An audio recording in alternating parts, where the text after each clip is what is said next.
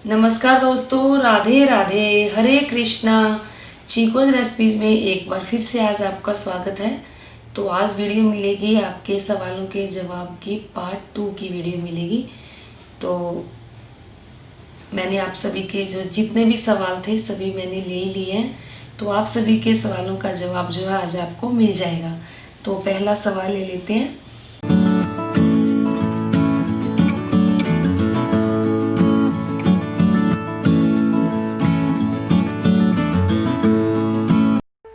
Subscribe करें chikoo recipes को और बेल आइकन को टैप करें मेरी हर वीडियो सबसे पहले देखने के लिए।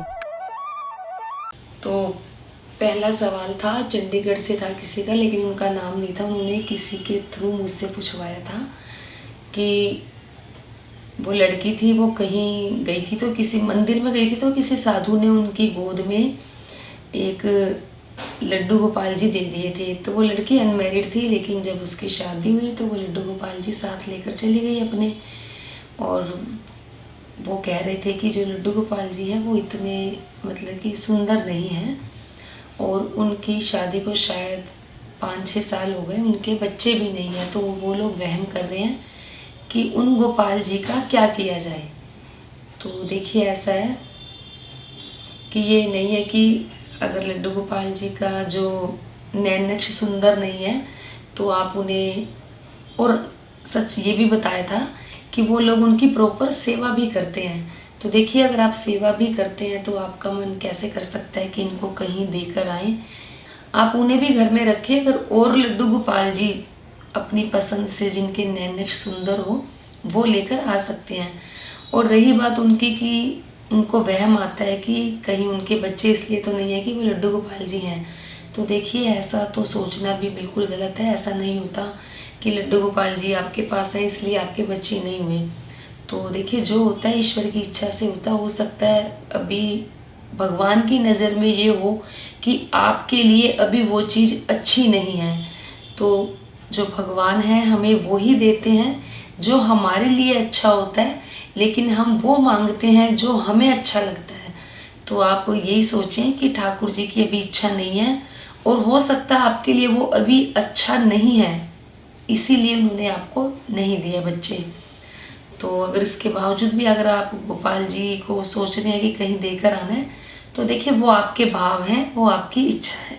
फिर सवाल है भावना का कि मैम प्लीज़ एक पूरी वीडियो कि जो हम लड्डू गोपाल लाना चाहते हैं, पर आप मुझे ये बताएं कि उसके लिए क्या प्रिकॉशन होना चाहिए, मतलब वो हैवी होने चाहिए और क्या क्या होना चाहिए। तो देखिए, पीतल के जो लड्डू गोपाल जी होते हैं वो हैवी ही होते हैं।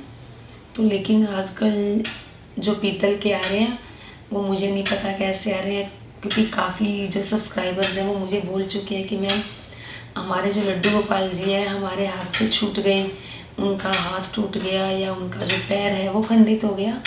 तो देखिए, मुझे नहीं पता कि किस धातु से बनकर आ रहे हैं आजकल, लेकिन जो पीतल के गोपाल जी होते हैं वो हैवी ही होते हैं। और जब आप गोपाल जी लेने जाएं तो देखें कि उनके जो पैर हैं, पैरों के जो नीचे तलवे हैं उन पे स्वास्तिक बना हो, उनके जो हृदय है उस पर त्रिकोण बना हो, और उनके जो वक्षस्थल है उसके ऊपर जो भृगु ऋषि का पैर है वो बना हो। फिर सवाल है प्रणव कसाना का कि मैम प्लीज़ आपकी किचन में जो महादेव और माँ अन्नपूर्णा जी का चित्र है, जिसमें महादेव जी माता अन्नपूर्णा जी से भिक्षा ले रहे हैं, उसके पीछे क्या कथा है और ये चित्र किचन में क्यों रखा जाता है। तो जी, वो जो किचन में मैंने चित्र रखा है महादेव का और माता पार्वती का, तो जो माता पार्वती है वो अन्नपूर्णा है। तो इसके पीछे एक कथा है, तो आप अन्नपूर्णा के ऊपर मैंने वीडियो बनाई हुई है। तो देखिए, आपको जो वीडियो है अन्नपूर्णा की वो सारी वहीं पे मिलेगी, आपको वहाँ जाकर पूरी डिटेल जाकर सुन लें कि इसके पीछे क्या कथा है। फिर सवाल है चौधरी का कि मेरे छोटे लड्डू गोपाल जी के हाथ में रोज़ नहलाने की वजह से लंबा गड्ढा हो गया है, मैं क्या करूं, क्या मैं लड्डू गोपाल जी को विसर्जित कर दूं, पर वो मेरे घर के पहले गोपाल जी हैं, क्या करूं। तो देखिए, ये तो आपके भावों पर डिपेंड करता है कि आप उन्हें रखना चाहते हैं या विसर्जित करना चाहते हैं। अगर आपका उनसे लगाव है तो आप उन्हें अपने पास रखेंगे ही रखेंगे। अगर आपको लगता है कि आपको देखने में अच्छा नहीं लगता, आपको उनके ऊपर प्यार नहीं आ रहा, तो आप उन्हें विसर्जित कर देंगे। तो ये पूरी चीज़ आपके भावों के ऊपर निर्भर करती है। फिर सवाल है लोकेंद्र का कि मैम लोग यूँ कहते हैं कि जितनी भक्ति करते हैं उतना ही दुख पाते हैं, क्या ये सच है मैम? तो जी ये मैंने भी सुना है और ये सच भी है कि जब हम राधा कृष्ण की भक्ति करते हैं तो पहले हमें दुख ही मिलता है। तो ये दुख वो होते हैं जो भगवान हमारे जो विकारों को कम करते हैं और जो हमारे कर्म हैं वो काटते हैं। तो हमारे जीवन के अंदर जो परेशानियां आनी होती हैं उसे वो पहले ही हमें इतना स्ट्रॉन्ग बना देते हैं और हमें इतनी पेशेंस दे देते हैं कि आने वाले वक्त में अगर हमारे ऊपर कोई मुसीबत आ भी रही होती है तो हमें उस चीज़ का पता ही नहीं चलता कि हम उस मुसीबत में से या उन बुरी परिस्थितियों में से कैसे निकलकर बाहर आ जाते हैं, पता ही नहीं चलता। तो इसका मतलब ये है कि वो अगर हमें दुख भी देते हैं तो वो हमें मजबूत करने के लिए और हमें स्ट्रॉन्ग बनाने के लिए करते हैं। फिर सवाल है बांके बिहारी कृपा का कि राधे राधे मैम, घर में 2 राधा कृष्ण श्रृंगार कर सकते हैं कि नहीं, रख सकते हैं कि नहीं, ये बताओ। मेरा नाम है यश, मैं इंदौर से बोल रहा हूँ। प्लीज़ मैम मेरे क्वेश्चन का आंसर दे देना, मेरा सवाल बहुत लंबा हो गया है। तो जी बिल्कुल आप अपने घर में 2 राधा कृष्ण का विग्रह रख सकते हो। फिर सवाल है डाली का कि राधे राधे हरे कृष्णा मैम, आपको वीडियो देखती हूँ, मुझे बहुत अच्छा लगता है मैम। मैं लड्डू गोपाल जी की सेवा करना चाहती हूँ, लेकिन डर लगता है कि अगर हम उनकी सेवा ठीक से ना कर पाए तो ठीक से ना सेवा कर पाऊँ तो मैं जॉब करती हूँ और हम जिस घर में रहते हैं कुछ भी काम सक्सेस नहीं होता, बहुत प्रॉब्लम फेस करनी पड़ती है। हमको लगता है ठाकुर जी को लाने के बाद सब ठीक हो जाएगा, लेकिन कुछ समझ नहीं आ रहा है। तो जी देखिए, ऐसा नहीं है कि आप उनको लाएंगे कि आप उनकी सेवा प्रॉपर तरीके से नहीं कर पाएंगे। तो जब ठाकुर जी आते हैं तो वो अपनी सेवा अपने आप से ही करवा ही लेते हैं, क्योंकि वो आते ही तब हैं जब उन्होंने आपसे सेवा लेनी होती है। और दूसरा, आपको जब लग रहा है कि जब आप उन्हें अपने घर में लेकर आएंगे तो आपकी जो प्रॉब्लम्स हैं वो ठीक हो जाएंगी। तो देखिए, आप अच्छा ही सोच रहे हैं तो अच्छा ही होगा और हमेशा अच्छा ही सोचना चाहिए। तो जी बिल्कुल आप गोपाल जी को लेकर आएँ, उनकी सेवा करें। आप जॉब करती हैं तो देखिए सुबह उनकी जो पूजा है स्नान करके जाएं, जब घर से बाहर जाएं तो मानसिक सेवा करें, फिर घर पे आकर फिर उनकी जो सेवा पूजा करनी है वो कर लें। फिर सवाल है राजश्री गोपाल का कि भोग में क्या दें और दिन में कितनी बार दें, प्लीज़ बताएं। तो जी देखिए, भोग दिन में दिया जाता है, सुबह दूध का भोग लगाया जाता है, दोपहर में खाने का, शाम को कोई या तो आप दूध का लगाएं या दूध चाय का भोग लगाएं, चाय सात्विक होनी चाहिए, और या कोई फ्रूट का भोग लगा सकते हैं शाम को। और रात को फिर से ठाकुर जी को सुलाने से पहले दूध का भोग लगाया जाता है। फिर सवाल है पूनम चौहान का कि ज़रूरी है क्या तुलसी जी मंदिर में देकर आना। तो आपने पूछा है कि तुलसी विवाह के बारे में पूछा है। तो जी अगर आप तुलसी जी का विवाह शालिग्राम जी के साथ करते हैं तो आपको जो तुलसी है वो मंदिर में देकर आनी ही होगी। फिर सवाल है ज्योति सिंह का कि हमारे यहाँ नॉनवेज बनता है, मैं लड्डू गोपाल जी को खाने का भोग नहीं लगा पाती हूँ, पर मैं उन्हें मिश्री का भोग लगा देती हूँ, क्या ये सही है? तो देखिए, मिश्री का भोग लगा देते हैं तो सही है, तुलसी पत्ता भी जरूर उन्हें दिया करें। लेकिन अगर आपके घर में नॉनवेज बनता है तो आप उनके लिए जो बर्तन है 1-2 अलग रख लें, आप उनके लिए पराठे बना दिया करें, उन्हें दही से भोग लगा दें। ठाकुर जी को तो वैसे भी दही, दूध, माखन बहुत पसंद है, तो आप इनमें से किसी भी चीज़ के साथ पराठा या रोटी बनाकर भोग लगा सकते हैं। फिर सवाल है शिल्पा चावला का कि एकादशी व्रत में अगर फीवर हो जाए या कहीं जाना हो तो फास्ट ना रखा जाए, तो क्या उस दिन की एकादशी का व्रत छोड़ सकते हैं? तो जी बिल्कुल, अगर आप कहीं जा रहे हैं तब भी ठीक नहीं है तो आप एकादशी का जो व्रत है वो छोड़ सकते हैं। फिर सवाल है सोनल नरूला का कि राजगिरी का आटा क्या होता है। तो जी राजगिरी का आटा होता है जो चौलाई होती है, जो चौलाई के लड्डू भी बनते हैं, तो चौलाई के आटे को राजगिरी का आटा बोला जाता है। फिर सवाल है अदा खान का कि मैं आपकी न्यू सब्सक्राइबर हूँ, मैं आपसे पूछना चाहती हूँ क्या मैं मिट्टी की राधा कृष्ण को घर में स्थापित कर सकते हैं। तो जी बिल्कुल मिट्टी के राधा कृष्ण आप स्थापित कर सकते हैं, लेकिन आप उनको, ये तो आपको पता ही है कि मिट्टी के राधा कृष्ण को स्नान नहीं करवाया जाएगा, सिर्फ हल्का सा गंगा जल वाले पानी का छींटा मारा जाएगा।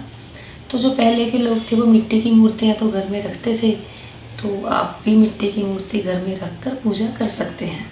फिर सवाल है सागर सिंह का कि नवरात्रि में मखाने की खीर खा सकते हैं क्या, जिसकी रेसिपी आपके चैनल पे अपलोडेड है।